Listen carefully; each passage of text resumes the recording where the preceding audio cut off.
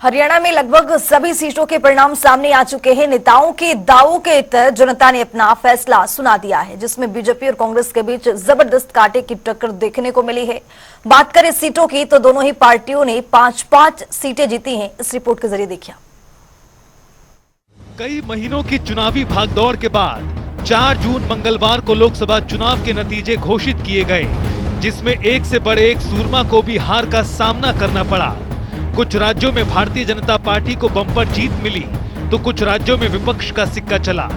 हालांकि इन सब के बावजूद बीजेपी के नेतृत्व में एनडीए सरकार बनती दिख रही है, जो अपने आप में बीजेपी के लिए बड़ी कामयाबी है। संभावित एनडीए की सरकार में हरियाणा से भी बीजेपी ने काफी कुछ हासिल किया है।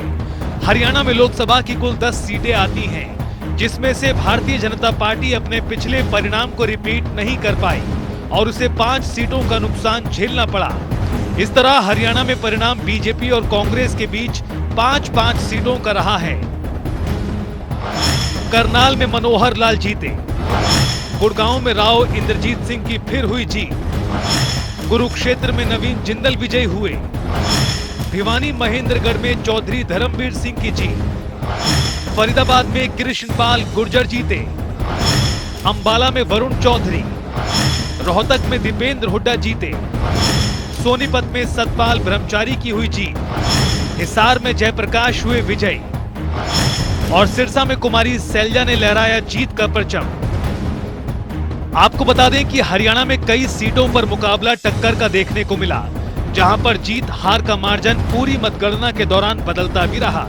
सोनीपत, हिसार और कुरुक्षेत्र उन सीटों में शामिल है जहां अंतिम दौर तक नेताओं की सांस अटकी रही, तो वहीं सिरसा, रोहतक, करनाल और फरीदाबाद की सीट पर मुकाबला बड़े मार्जिन का रहा है।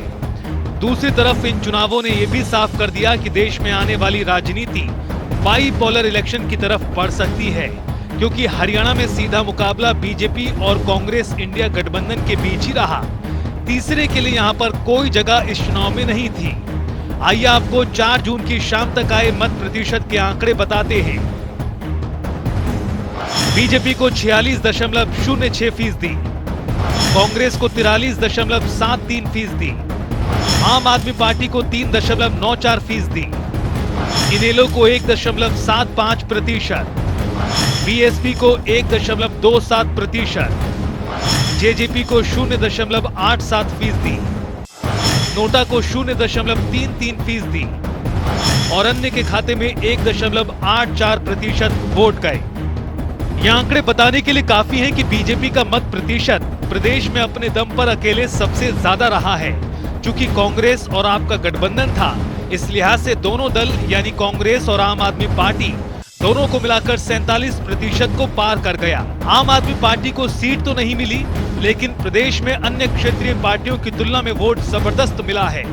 तो वहीं इनेलो, जेजेपी जैसी पार्टियों को चुनाव में मुंह की खानी पड़ी।